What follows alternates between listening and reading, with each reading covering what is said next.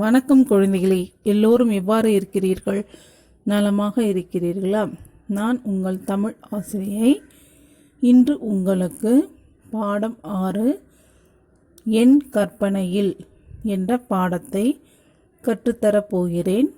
கவனமாக கேட்டு கற்றுக்கொள்ளுங்கள் குழந்தைகளே. பாடத்திற்கு செல்வோமா? இந்த படத்தை உற்று நோக்குங்கள் குழந்தைகளே. ஒரு சிறுவனும் சிறுமியும் உள்ளனர். சிறுவனின் பெயர் நேயன். சிறுமியின் பெயர் நிலா. இருவரும் சந்தித்துக் கொள்கின்றனர். நிலா நேயனை பார்த்து கேட்கிறாள், நேயன், நாம் படம் வரையலாமா? நேயன் சொல்கிறான், ஓ, வரையலாமே. குழந்தைகளே, உங்களுக்கும் படம் வரைய மிகவும் பிடிக்கும் அல்லவா? என்னென்ன படங்கள் வரைவீர்கள் குழந்தைகளே? உங்களுக்கு பிடித்த வீடு, மரம், குருவி, பறவைகள் இதை போன்று வரைந்து அதற்கு உங்களுக்கு பிடித்த வண்ணங்களை கொடுத்து மகிழ்வீர்கள் அல்லவா? இங்கு நேயனும் நிலாவும் தங்கள் வீட்டின் அருகில் உள்ள பொருட்களையும் பறவைகளையும் வரைந்து தங்களுக்கு பிடித்தமான வண்ணங்களை கொடுத்து மகிழ்கிறார்கள். இப்போது நிலா கேட்கிறாள், என்ன வரையலாம்? நேயன் சொல்கிறான், வீடு வரையலாமா? நிலா சொல்கிறாள், சரி, எனக்கும் வீடு வரைய தெரியும், வரையலாமே. நேயன் சொல்கிறான், நிலா, உனக்கு பிடித்தது போல நீ வரை, எனக்கு பிடித்தது போல நான் வரைகிறேன். இருவரும் வரைய தொடங்குகின்றனர். நிலா சொல்கிறாள், என் வீட்டில் இருந்து பார்த்தால் மலை தெரியும். உடனே மலை வரைகிறாள். நேயன் சொல்கிறான், என் வீட்டிற்கு பக்கத்தில் ஆறு இருக்குமே. ஆறு என்றால் நீரானது ஓரிடத்தில் நிற்காது, ஓடிக்கொண்டு இருக்கும். அதை ஆறு என்போம். நேயன் ஆறை வரைகிறான். நிலா சொல்கிறாள், என் வீட்டின் இரு பக்கமும் மரங்கள் இருக்குமே. மரம் வரைகிறாள். நேயன் சொல்கிறான், என் வீட்டிற்கு முன்பக்கம் அழகான பூச்செடிகள் இருக்கும். பூச்செடியை வரைகிறான் நேயன். பூக்கள் என்றாலே அழகுதான் இல்லையா குழந்தைகளே?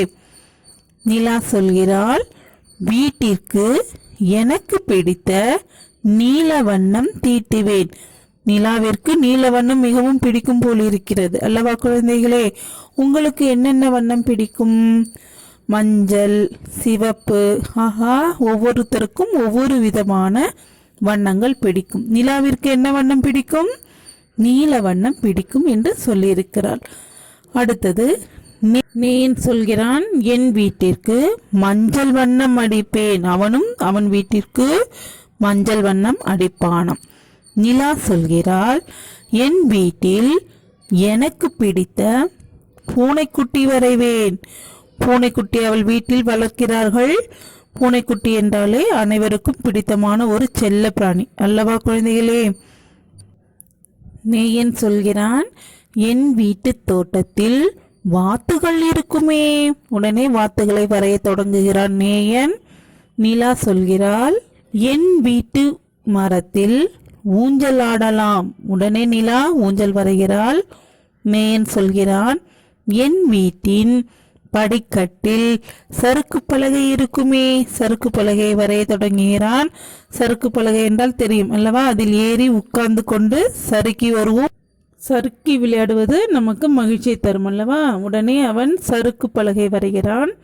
நிலா சொல்கிறாள், நான் வரைந்து முடித்து விட்டேன். நேயன் சொல்கிறான், நானும் வரைந்து விட்டேன்.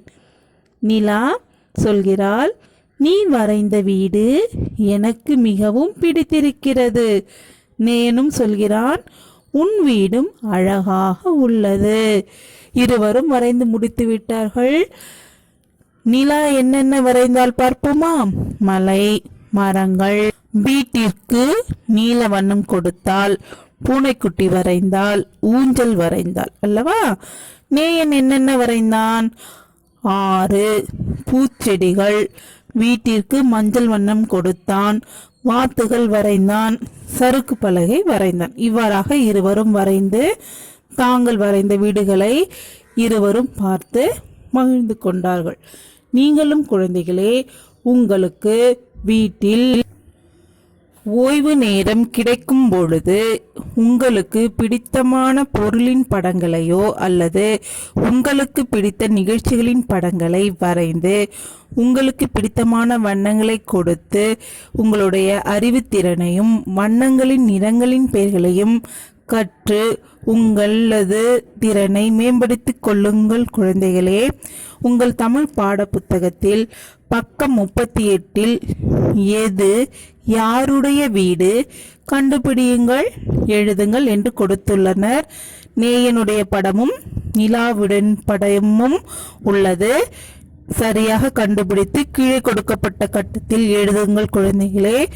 பிறகு உனக்கு பிடித்ததை நீயும் வரையலாமே என்று ஒரு காலி இடத்தில் உங்களுக்கு பிடித்தமான படத்தை வரைந்து வண்ணம் கொடுத்து எனக்கு படம் பிடித்து அனுப்புங்கள் குழந்தைகளே. நன்றி. அடுத்த பாடத்தில் மீண்டும் சந்திக்கலாம் குழந்தைகளே.